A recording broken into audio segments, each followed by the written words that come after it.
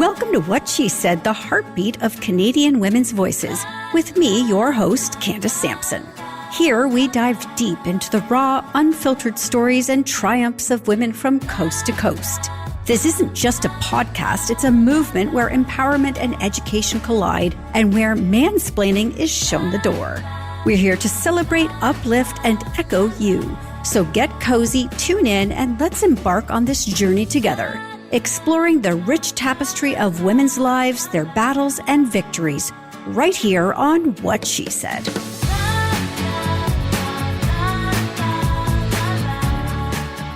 As we revel in the crisp beginnings of fall and anticipate the festive season ahead, today's show is all about the powerful voices leading change, inspiring adventures, and adding a touch of magic to our everyday lives. Whether it's overcoming personal health challenges, exploring cinematic narratives, or embracing the rugged beauty of the Canadian wilderness, each story today enriches our understanding and appreciation of the world around us. Here's what's coming up. Mairlyn Smith shares her personal journey through the challenging world of concussions. Having endured 4 significant concussions, Mairlyn opens up about the profound effects on her life and provides valuable insights to help others navigate similar experiences. And Brodie brings us a mix of profound and playful from the film world. We'll discuss Saoirse Ronan's commanding performance in the Outrun set in the remote Orkneys and dive into the heartwarming family reconnects in The Problem with People. We'll also take a sneak peek at Rossif Sutherland's new detective series, Murder in a Small Town. Camille Girard-Ruel from Parks Canada joins me to explore the unique allure of Georgian Bay Islands National Park, highlighting why it's the perfect destination for an adventurous yet relaxing girls' trip. Finally, Bette Reynolds, a 76-year-old Scottish grandmother living in Ontario, has wowed audiences on The Voice UK with her unforgettable performance. Bette discusses her inspiring journey back to the stage and the exhilarating power of music. Join me as we explore these stories, each guided by remarkable women who remind us of the power of persistence, the importance of representation, and the joy of discovery, right here on What She Said. Concussions are no joke, and unfortunately, women are at a higher risk due to our biology. Our neck muscles and cervical spine are generally weaker, making us more vulnerable to head injuries. My next guest, Mairlyn Smith, knows this all too well, having experienced 4 concussions in her life. Today, she joins me to share her journey of dealing with concussions, the impact they've had on her day-to-day life, and her advice for other women navigating similar challenges. Mairlyn, welcome back to the show. Thanks for having me. I'm so excited to talk about this subject because it doesn't get talked about, and there are so many women that do have them. So thank you for shedding a light on this. Yeah, I feel like I want to bubble wrap you right now before we go into this interview, because you've experienced a staggering 4 concussions. So could you start by telling us about your first concussion and what led to it? It's funny you should say bubble wrap. My son wants to wrap me in bubble wrap. He's a strength and conditioning coach for pro athletes. And he goes, Mom. Anyway, so the first one, I played volleyball in high school. Very competitive. I ran into a wall. That was a long time ago. They just said, shake it off. I saw stars. I had a headache, but nobody did anything about that. The second one, I was an actor and I rode a baby steer in a kid's rodeo, got bucked off, landed on the side of my neck, my head, tore my neck, the ligaments in my neck. But they were treating me for my neck injury, not for the fact that I landed on my head. So once again, that was a long time ago. The third one, I got rear-ended by a tow truck. I hit my brake and I avoided hitting the guy in front of me. And I was thinking, wasn't that great? And then I saw the silver shining lights in my rearview mirror and a tow truck rear-ended me and it totaled my car. Went to the hospital, went to Sunnybrook to the traumatic brain injury clinic. But back then, it was like stay in a dark room, wear sunglasses and, good luck. So when this one happened, which was in 2023, I slid on some black ice, went up in the air, fell on my hip and then smacked my head on the sidewalk. And I remember thinking it was the worst noise I'd ever heard. But my first one was, did I break my hip? And right. I hadn't. And I thought, oh, good. All those exercises that I do is helping. But I knew there was something really wrong with my head. But, I'm a TV person and I was on breakfast television the next morning. So the show must go on. And I have no recollection of doing that segment. I know I was there. I know I did it. And then the next day I woke up with the worst headache. I said to my husband, I think I have a brain aneurysm. You have to take me to the hospital. And I got there, they said, yeah, you had a really bad concussion. It's really too bad you didn't come in earlier. That was really stupid. You went on television. You should go to a concussion therapy clinic. And that's what I did. So I just want to go back here a little bit because the first two concussions, it sounds like you didn't realize they were concussions. So how did you come to this realization? Was it through the concussion therapy clinic? Yes. So now, back then, I'm 70. So back then, I was 18 for the first one, in my early 20s for my second one. Concussion wasn't something that anybody actually talked about. I mean, it wasn't ever on anybody's radar. Maybe just because I was a woman and I wasn't an athlete. I don't know. I just know that that was not what anybody treated me for. And the third one, when I went to Sunnybrook, they said I had a traumatic brain injury. Now, the fourth one is a concussion. Is it a TBI? I don't know. I don't think so. But they said it was accumulation. And the fact that I never really recovered from the third one. And so the protocol to recover from concussion right now is drastically different than my third one when I went to Sunnybrook. And this is, you start exercising within a couple of days. You don't stay in a dark room. You don't wear sunglasses. You can wear a brimmed hat, but every time, see what the deal now is that you've lost roads in your brain. So when you have a TBI or a concussion, how you find an answer in your brain is as a road. Let's just say that. And then when you have this injury, the road has to get a detour. But if you don't have a detour, then you have to make that detour. And the only way that you can do that is by stressing your brain a little bit at a time. And that's why pacing, exercises. I went to a concussion therapy clinic. I've been going to physiotherapy I guess it's 18 months now. I went once a week for almost a year. I did all the exercises that I was supposed to do, including cognition, eye exercises, balance, stressing my brain so that I would get back to my normal function. And I think I know that's the reason why I am where I am today, because it's expensive. Like, I paid for this myself. So last year I spent over $10,000 in rehab and Wow. stuff. Yeah. And I'm very lucky that I had that money to do that because, my husband said, we just cash in something because this is way more important than saying I can't afford to go, because I couldn't work. So, you have no income and then it's expensive. So it's a big, tough road, but, and I was lucky. I'm one of the lucky ones that I'm actually still recovering. So one of the things I was doing as I was preparing for this interview is I was reading up on concussions, and surprise, surprise, there hasn't been a lot of studies into women and concussions. We are just starting to learn about it, and it does seem that women are biologically more prone to them. How has that played a role in your own experience in terms of information you are receiving from experts and as you are going through this process? It's a really interesting question. The first two times I don't have an opinion because, they didn't even talk about the concussion.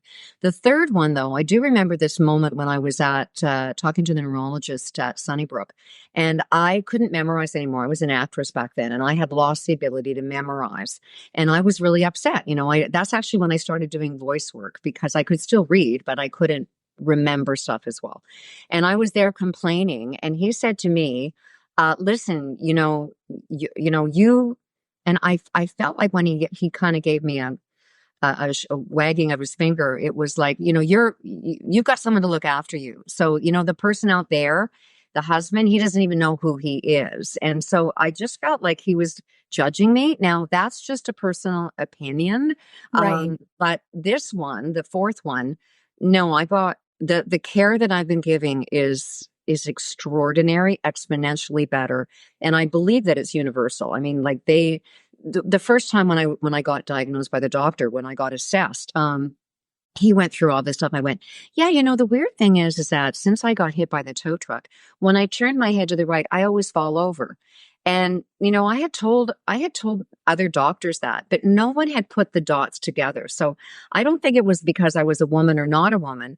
I think it was just that there's so much more science behind it. And interestingly enough, he told me that the most people who have concussion are seniors, children. And in the seniors category, it is mostly women, but there's also abuse. So physical abuse to women is something that we don't talk about, and that's a huge because they're afraid to go to a hospital to talk about their brain injuries. And then there's the athletes. But the reason that we have so much science now is because the athletes are now getting better care, and that's where the science went. And I believe that was because, they're expensive. That's pro sports they make a lot of money off their players. It behooves them to take care of them. But I'm just glad that I'm reaping the benefits of that kind of research.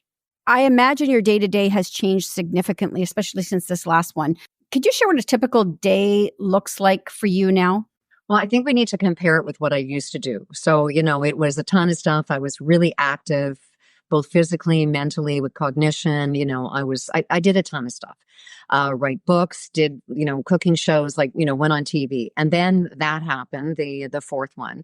And I couldn't do anything. I had to stop working. When I first started walking, my shadow made me dizzy, which I thought, oh, come off it. Is this really happening? Yeah.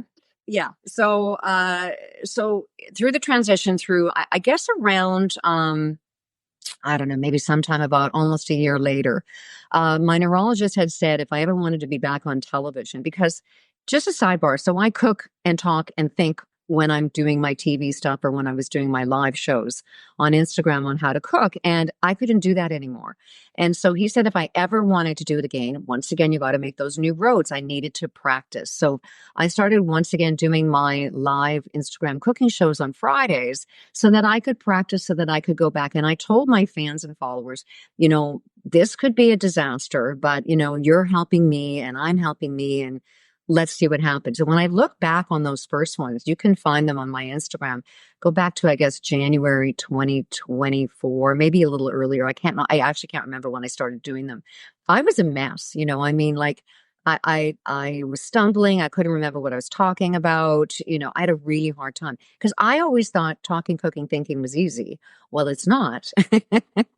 Anyway, so now after all of that, there's so many little things that you take for granted that your brain does automatically, like multitasking. Zip, can't do that anymore. I have to pace myself. Over the weekend, I shot 4 reels I'm doing a Zoom classes for Diabetes Awareness Month. So I shot 4 reels on one day with camera, lights, people here. The next day I went to a book launch of a really lovely woman that I know and really admire. And then I went to a celebration of life. And then we had friends over to play cards. And Monday I was a mess. And Monday night I played cards with friends again. And Tuesday I had horrific, I couldn't sleep on Monday night. So I had a terrible headache pretty much all day on Tuesday. So that kind of stuff, I'm trying, and because most days now I go, oh, I don't have a concussion anymore. And then I do too much and my body goes, yes, you do. Smarten up. You need to rest. So most days if I look at myself and I go, okay, let's pace ourselves. So, I walk, I do a power walk in the morning so that I get my blood flow going in my brain, which is really good for normal brain health, but really great for improving your brain and getting over concussion symptoms. I eat really, really healthy. So that's something altogether. I might do something like this in the morning, but then I have to have a meditation or a mindfulness moment. So I'll actually go out before I did this, because I did so much this morning.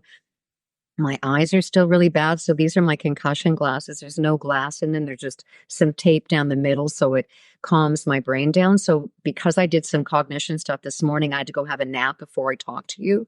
And this is going to be a heavy load. So I'm going to have to go lie down after this. And I'm taking a stand-up comedy class at night. And so when I get home tonight, it's going to have to be big time meditation, big time chill down, or I won't be able to sleep. So it's this new way of living that is now my way of living. And if I don't follow the rules, I pay for it. What are some of the biggest misconceptions? Could you quickly just maybe sort of run them through list of what people think a concussion is and what you would say is definitely is not? I think most people think concussions are if you're a pro athlete, like you're a hockey player or a football player or a soccer player. And yeah, as I mentioned before, actually, no, when you look at the actual numbers of diagnosed concussions, they're not up there. I mean, they are, but they're not the top ones. So that's the first one. So the misconception is you have to be an athlete to have a concussion. Yes, there are lots, but you don't have to be an athlete. I'm not. And the second one is that you have to stay in a dark room and wear sunglasses and don't do anything. And that's completely wrong now. They say after about 3 days, actually, the best way to recover is to start to stress your brain. And when I say stress your brain, I don't mean go for a jog. I just mean, walk around the block. Like I said, when I first started walking, my shadow made me dizzy. So, small incremental things. The third one is that what you eat doesn't matter. And yes, it does. They said I would recover better because of the diet that I already had, which was eating a lot of leafy greens and berries and, foods that are omega-3 rich. So what you eat is going to affect how your brain heals. I guess the fourth one for me is, and this is really interesting, is that all concussions are the same. And they're not. They're very, very different. Depends on where you hit your head, depends on how old you are, depends on how many concussions you've had previously. Because mine weren't really, really close together. Like the last one was like 20 some odd years ago. Just as a sidebar, there is a link to dementia, and other kind of brain damage, I want to say, when you have concussions very close together. I'm lucky that I didn't have them close together because I was concerned about developing dementia in my older years. And so, yeah, I think that the biggest one is that, and then the other one is that they go, well, it's been 16 months, Mairlyn, what's your problem? And I want to go, here's my problem. My problem is that you don't understand and that everybody's concussion is different. I think I did a lot of here I am in this concussion moment on Instagram.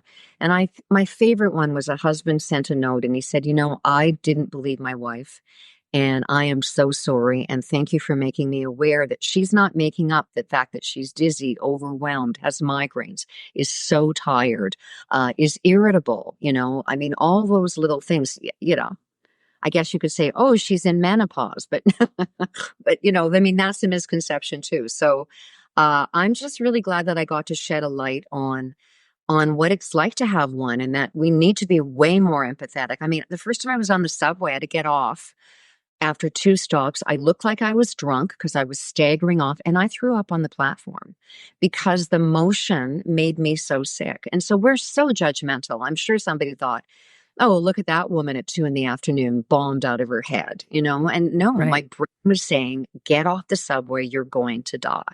So we are very judgmental. And yeah, was that a big enough rant?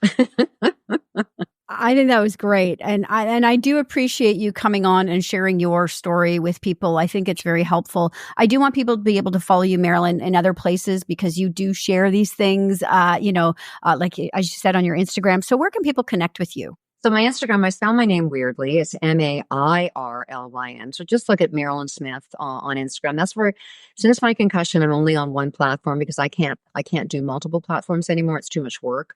And the other place that I think I'd love to send people to is there are many concussion clinics. The one that I went to is called 360 Concussion. It was started by Dr. Roger Zemek out of Ottawa. He's a pediatric physician and saw so many kids with, pediatric in his emergency ward with concussion.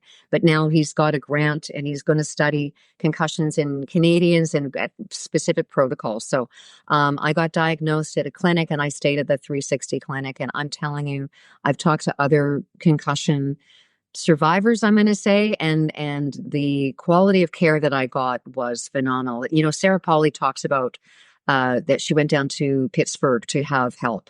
And the kind of things they do in Pittsburgh is very similar to what I've been able to have apply to me. So I'm very lucky. And I want people to reach out and get help if they can. It's the best way to get your life together again and move on. Getting better, not move on, getting better. Getting better. Thank you, Mairlyn, so much for joining me today. My pleasure. Thank you.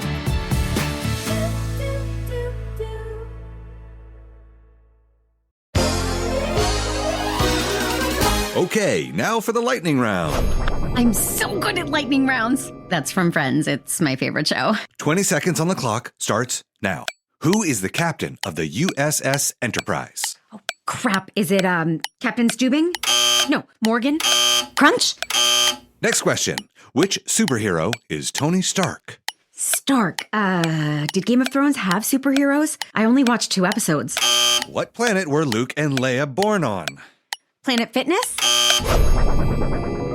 Oh, time's up. Sorry. And now, a word from our sponsor. Hey everybody, Mandy Kaplan here. Please check out my podcast, Make Me a Nerd, where each week an incredible guest tries to baptize this mainstream mom into the world of sci-fi, fantasy, and all things nerdy. Available wherever you podcast. That's our show, folks. Wait, I just thought of it. Padme Amidala gave birth to her twins Luke and Leia on Polis Massa. No, that's dumb. Is it Planet Hollywood? Hi, I'm Michelle Davis, host of Maverick Makers. Every week, I'm meeting entrepreneurs and intrapreneurs who are making it happen. These bold thinkers are taking big risks, are trailblazing the way in their industries and lives, and are changing how things are done or made. You will learn about their journeys, their lessons learned, and their biggest Maverick moves to date. Listen to Apple Podcasts, Spotify, Amazon Music, or at maverickmakerspodcast.com.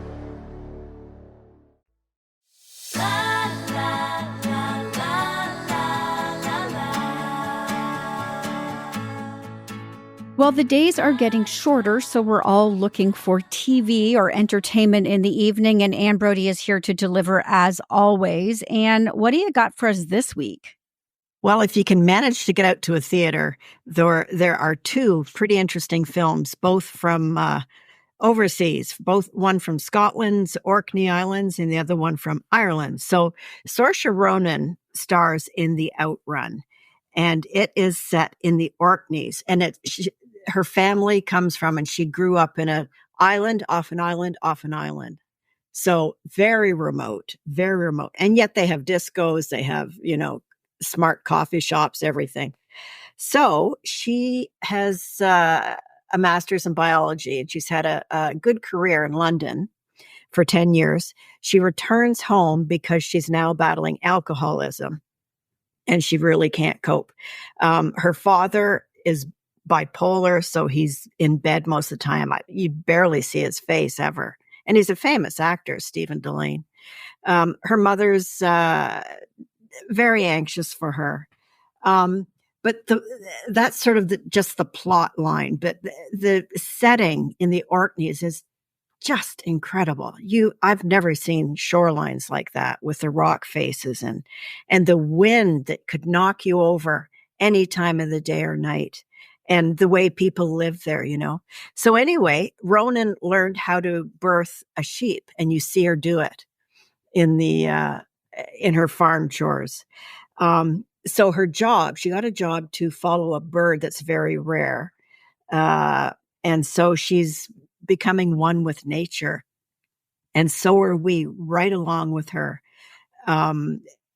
It's phenomenal, the effect that the film has on you in terms of connecting with what else is out there. So, it's, and the film, in a way, she calls it, her story is her personal geology. So she's on the rock, she's on the swamp, she's wherever she needs to be. And it's sort of a metaphysical thing. The final chapter, I've never seen anything like it on a film. Never. One caveat is that I think the director goes too far in going past, present, future like that. However, it's worth it just to see the cinematography and Saoirse Ronan's incredible performance. It's just blew my mind in a way. Yeah, I couldn't decide watching the trailer, what was pulling me in more, the visuals of the cinematic visuals that were there, which were absolutely incredible, or her phenomenal acting. I mean, it is just so natural to her. Quite an experience. All right. Tell me about The Problem with People. Okay. So this just the movie though, not in general, Anne, just the movie. Yeah. Oh, darn. So Paul Reiser and Cole Meany play cousins who've never met because their family in Ireland argued a century ago, and the other half of the family moved to New York. So it's silly. But they reach hands across the ocean. And so Reiser's character, a hotshot New York corporate guy, goes over to this tiny, tiny village. And he doesn't resent the fact that he's in a place that's not chic or cool. They love him there. They take him in. Nobody asks him about what he does. And it's kind of a new life. So now the reason he was called over is because the grandfather, the patriarch, wanted to patch this thing up after 100 years. And he said, so I can have some peace in my life. The characters are all so fun. Very, sort of Irish stereotypes, of course, but pronouncing Irish names, diving into pub culture, which is so strong, and being very forthright and very warm. So his daughter joins him. Paul Reiser's daughter joins him from New York, and she loves it there. And it's Meany and Reiser have a very strong comic chemistry, which is a rarity, and it's really lifts the series. And again, they're on the coast, and it's stunning. Now the film's upbeat, friendly, but ultimately sort of forgettable. It's pleasant. Okay. Well, we could do that. We could do pleasant. All right. You have one more for us, a little Canadian context. Want to give a little recap on Murder in a Small Town? Yes. Now that's on Global here in Fox in the States, Fox. But anyway, Rossif Sutherland, who's the youngest of the acting Sutherlands, stars as a police chief sent to another seaside area. We're all seaside this week. Don't get dizzy. So he's a very upright man, a good man. He's fair, and he is thrown headlong into a case almost his first day. A local scholar, an elderly man, was murdered by the book, literally. Somebody got a heavy book or heavy object and knocked him over. Well, it opens with that, basically. And so he's got to go through this tiny village and see who might have done it. In the meantime, he meets a girl, Kristen Kerr, who's just a fantastic Canadian actor. And they begin to have a nice relationship. He's very committed to what he does. And it sort of allows us to revel once again in a seaside culture, tiny town, the coast. Oh, it just made me dream. This whole week makes me dream of traveling and seeing the ocean. And it's a new series, hour long, and each week it'll introduce new Canadian stars like Noah Reid from Schitt's Creek, Devon Sawa, Stan Akatic, and R.H. Thompson, who's actually the dead guy in this one, but we may see more of him. Anyway, he does get the perp, but it's quite the journey, literally. All right. And sorry, I just want to clarify. This is Donald Sutherland's son? Yes, his youngest son, yeah. I was wondering why I was so drawn to him watching the trailer. I was thinking, oh, he's magnetic. Yes, he is. Yes, and he's just a lovely person, just quite adorable. Oh, wow. Okay, well, now I really can't wait to watch it. I had no idea, Anne, so awesome. Okay, you'll have all of these and more up on whatshesaidtalk.com, and we'll see you next week. We'll see you next week.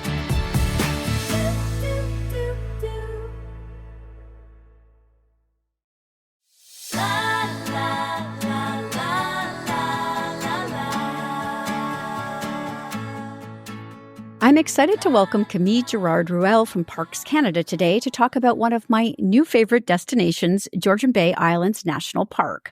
I had the chance to camp there with a group of friends recently, and the experience was nothing short of incredible. So today we'll be diving into what makes this park such a unique escape and why Parks Canada parks are ideal for your next girls' trip, offering both adventure and relaxation in equal measure. From my own experience, I know this park has a lot to offer, so let's dive right in. Welcome to What She Said, Camille. Oh, I'm so glad to be here. Thanks for inviting me. Well, to start off, let's give my listeners a sense of what makes Georgian Bay Islands National Park so special. So for those who may not be familiar with it, can you tell us a bit about the park and what sets it apart from other national parks in Ontario? Right. So we're quite unique. Every national park has its own features, but we do have some uniqueness to our little national park. It's actually the smallest national park of Canada, the closest to Toronto. So we're really close to all that urban development, really high interest from all kinds of people to come and see.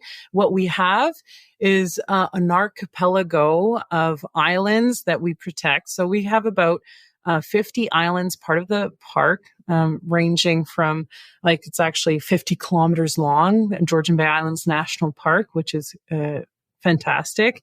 And the largest island is Beauce Lake Island, which is actually a National Historic Site, which makes the park unique because it is a National Historic Site and a national park.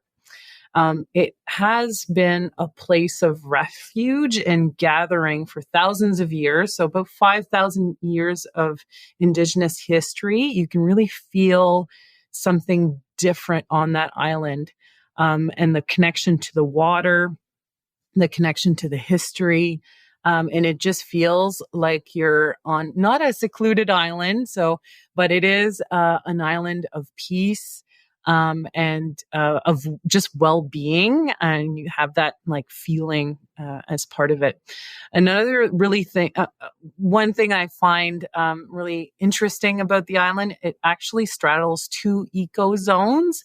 So one is Precambrian Shield, and then the other one is the St. Lawrence Lowlands. So St. Lawrence Lowlands to the south of the island, and just has a very different feel. So from half the island, you'll see deciduous forests and, maples, and it just feels like a Southern Ontario experience.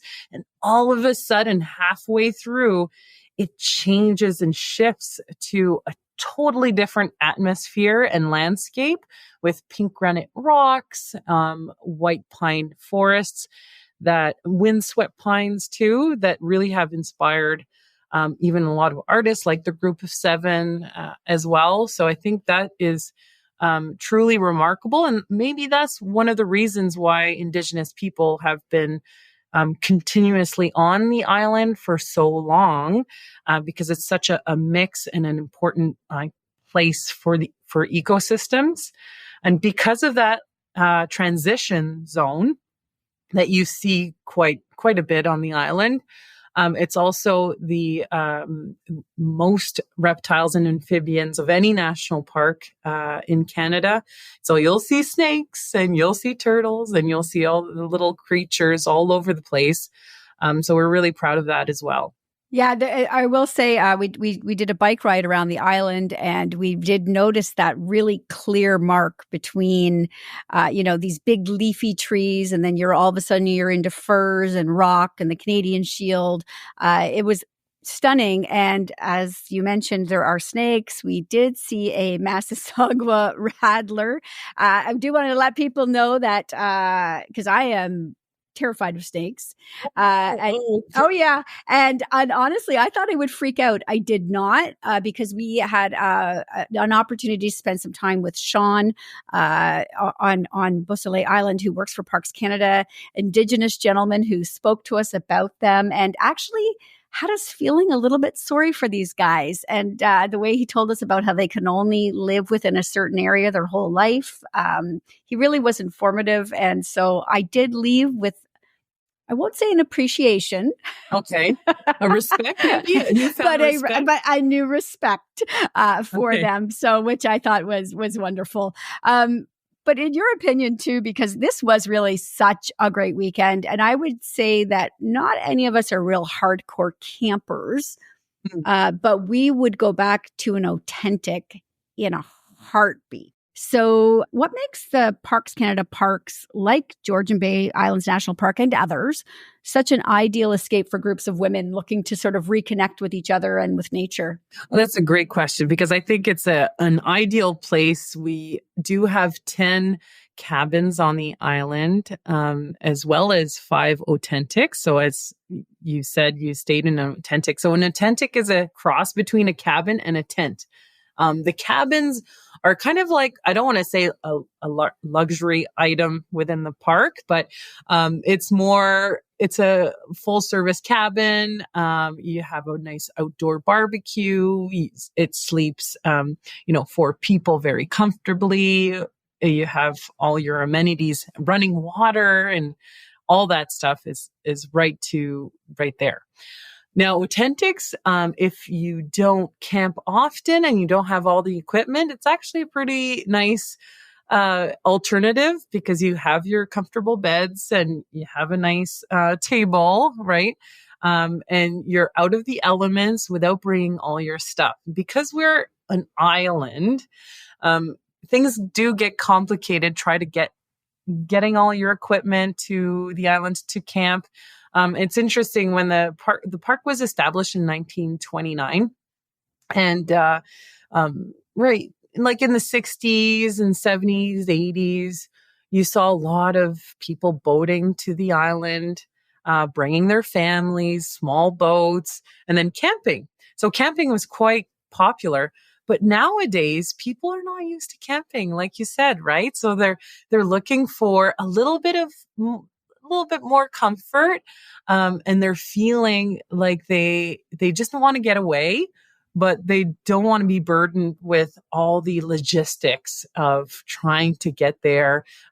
So we make it a little easier in how we do things. So we boat you. We have a ferry service, a passenger ferry service that makes it really easy for you to hop on and then get to your cabin or your authentic and just kind of enjoy the island, and just kind of bring your bedding and your food, and that's it. Yeah, that whole process was seamless. I will say we arrived, we were able to put all of our gear onto one, small boat, and then we took a separate boat over and met our gear there, and then you had trolleys available at the dock where all of our stuff was loaded into it, and we were able to cart that to our authentic. The whole process was really seamless, and we were up and ready to go quite quickly from the time we had booked our boat trip over and to arriving on the island. I would say all in all, maybe an hour and a bit. Not so bad, and a beautiful ride over as well. Yeah, often, we do surveys sometimes, and we do have families. We ask them, what did you like most about the boat or the whole experience? And they say the boat ride, which always is surprising. You don't realize it because we're on boats all the time, but some people, that's their first experience on a boat. And even if you don't want to go and sleep over in a authentic or a cabin, we take people on our ferry day tripper service just for the day. So we kind of book a 4-hour trip, and you can hop on the boat, and we bring you to the island so you can discover it on your own, bring a picnic, go swimming, and then come back to the area, so our main dock area. So let's talk a little bit about some of the activities on the island, because we were lucky enough to do some of them, but you probably know a lot more than I do. But I could say that we actually did the biking around the island, which was amazing. Great paths, just beautiful scenery. We did have some time with Sean, as I mentioned. We were throwing addles and making fire on our own and learning how to survive, in the wilderness. So great experiences. But is there anything else that people can do when they're there? Well, you mentioned really great ones. And of course, hiking is number one. We do have people running all the trails if they want to, so you can be as adventurous as you want. Of course, there's, you can paddle in using kayak, canoes, and all that. But I would say one of our highlight hiking adventures is certainly Fairy Lake Trail. So around, we have an inland lake, and we do have a virtual visit as well on the Parks Canada app that tells you stories about Indigenous medicines and all kinds of Indigenous stories related to the park. And and the area you are. So you kind of learn a little bit about Indigenous culture at the same time as walking, which is pretty amazing. And I did want to go back to your Adeladdle. I want to kind of hear more about that and how, what did you learn about it? Because it's not something like we say Adeladdle and most people don't know what that means. And maybe we should talk about that. Yeah. Yeah, I agree. So it was sort of a spear. If people are listening, you can imagine it's a spear that's sort of attached to not attached, but put together with a stick, and then you throw it. And this is a way that they used to catch prey, years ago. And so we did have one person in our group who successfully was able to get that addle where it needed to go and could, catch our dinner if need be. Yes. The rest of us would starve, but thankfully we did have one person who was able to do it. But it was really, really interesting to learn how old that tool was. It's been used for thousands and thousands of years. So it was really neat to be able to be taught how to throw that and see it in action. We loved every minute of it. I think it's a really cool story, if you don't mind me going into it, because, Sean that you met, he really started to have a passion for the Adeladdle because of our archaeology. So we have over 250,000 artifacts that came from the island. It's so significant as a historic site. The most artifacts of Parks Canada is from that island. A lot of them are arrowheads, and the arrowheads, they were connected to bow and arrow, where you would think like, okay, people would use a bow and arrow. Not really. They were using an Adeladdle, and a lot of them were women. So women would be throwing the Adeladdle, and it's a tool 30,000 years old. And we're a special park because we've kind of brought this special cultural practice and use in at the forefront, and now people can try it out, which is kind of like axe throwing a little bit, but a little bit harder with the arrow. So and I find it really interesting too that it's linked with women in particular.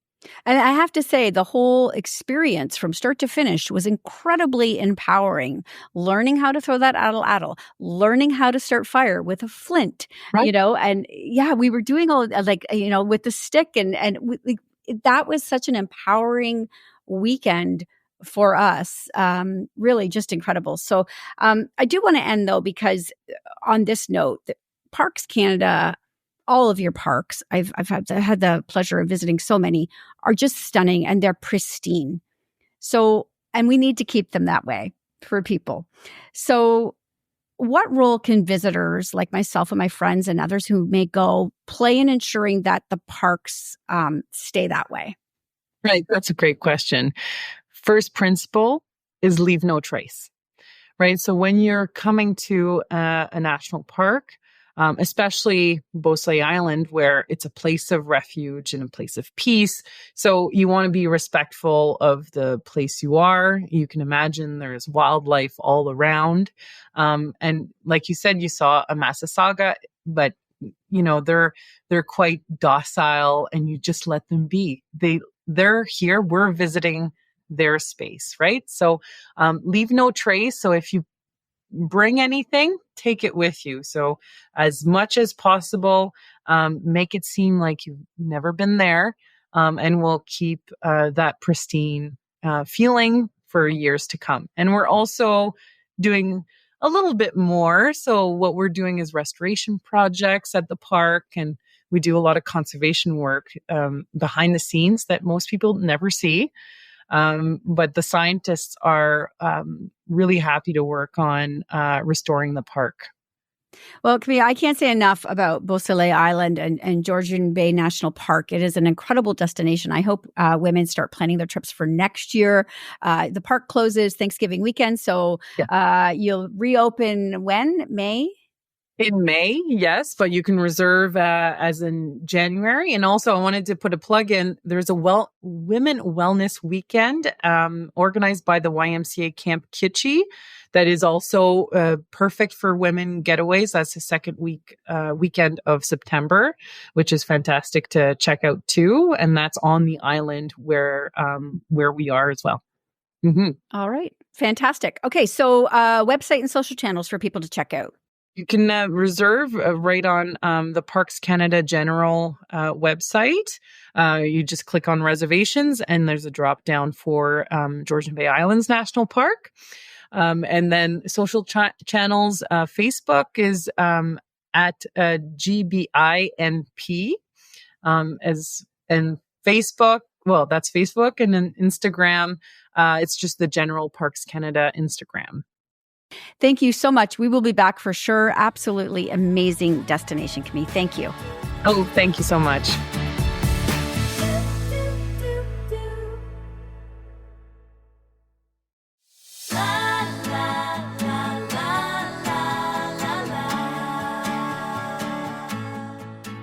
Who says you're ever too old to make a splash on stage?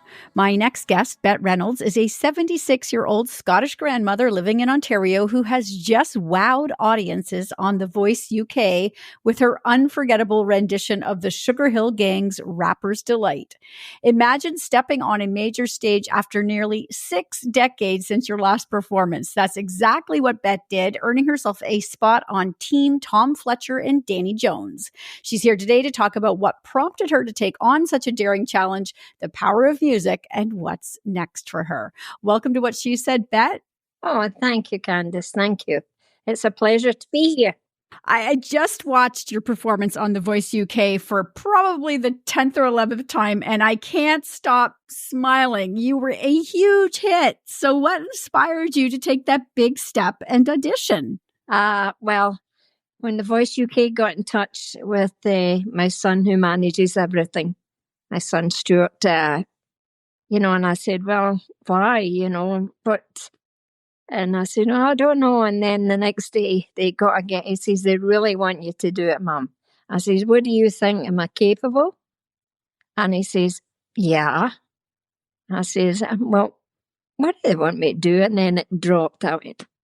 They've watched the videos. They want me to rap. And he went, yep. And he says, sounds like fun. I says, okay, that's what we go for. Let's go for fun. So why Rapper's Delight? That's such a fun but also unexpected song choice. So what made you decide on that song? Actually, it was between the directors over in UK, the music directors and Stuart. We went back and forward with 4 or 5 different songs.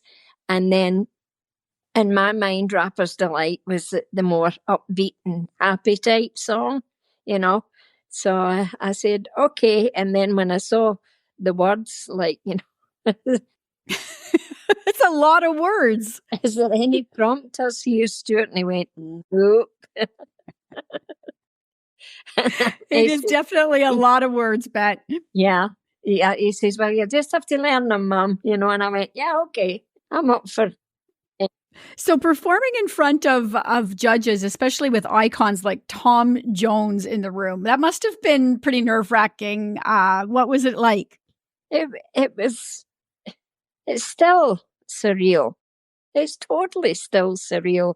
I'm walking out there and I'm going, make sure you get your line, And Stuart said, you walked out there like an old lady, and I'm going, hello, We get out to my mark, and then I lifted my head and I'm going, what is happening here?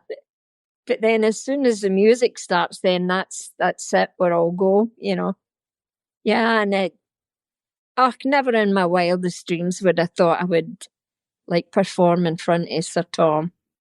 And the whole room was lit up. Everybody was just cheering you on. It was so fantastic. Oh, it was overwhelming. I was I've always had good applause at the end when I'm singing. I've never had this, But it's such a catchy wee tune, you get right into it. Well, I will say seeing you sing it also is part of the joy of watching it, I think, for so many. Yeah, I like to put a smile on people's faces. That's the main thing. Get them some fun for a few minutes, and then I'm happy. Well, speaking of putting a smile on people's faces, you've become quite popular with your comedy music videos, so which is how you were discovered for the show, obviously, as you mentioned. It was, yeah. How did you first get into social media? What's it like having a big following at this point in your life? Well, my son, as you know, has a big following. He's Bridal Star, and his two sons were doing lots of stuff in Vine. And, and that looks fun, and that's how it all came about. And there's nothing more fun than doing something you love with your family, So when they say, okay, I want this, Mom, I want this, I just say, okay.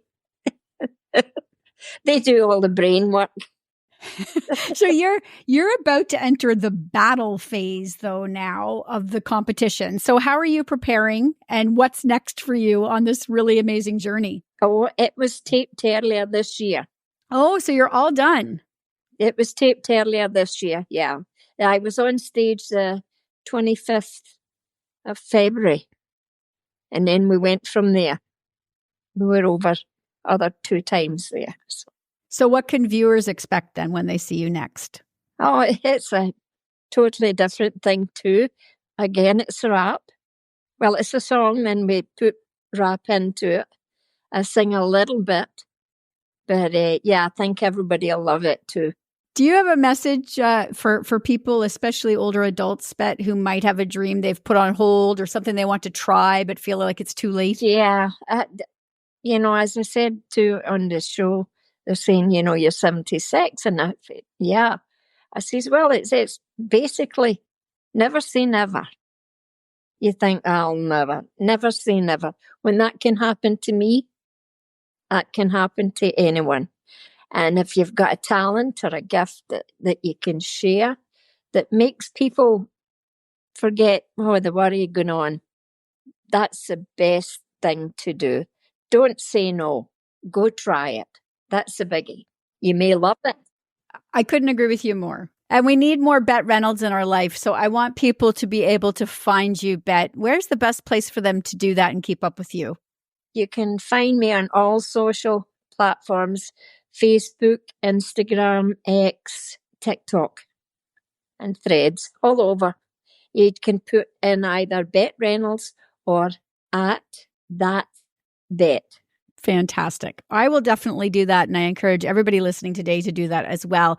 Bette, thank you so much for joining me. And I can't wait to watch your next performance when that comes out for the rest of us. So we have recorded a Christmas song, Christmas Rap. Oh, amazing. That Stuart has written, and we've recorded and filmed it.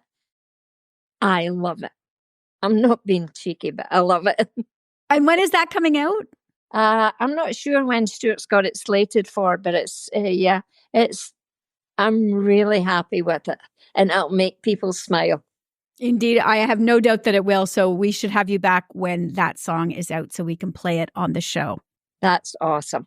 All right. Amazing. Bette, thank you so much for joining me today. Thank you. Have a great day. If today's podcast resonated with you, spread the word and share the inspiration. Don't forget to hit subscribe on What She Said across your favorite podcast platforms. Crave more? Join my vibrant community by signing up for my newsletter at whatshesaidtalk.com, and let's get social on Facebook, Instagram, and X at What She Said Talk. Dive into my world a little deeper on TikTok and Threads at Candace Said. And for those who love the airwaves, catch me weekly on 105.9 The Region, Blast the Radio, and 107.7 Pulse FM. Until next time, keep making waves, and remember, your voice matters.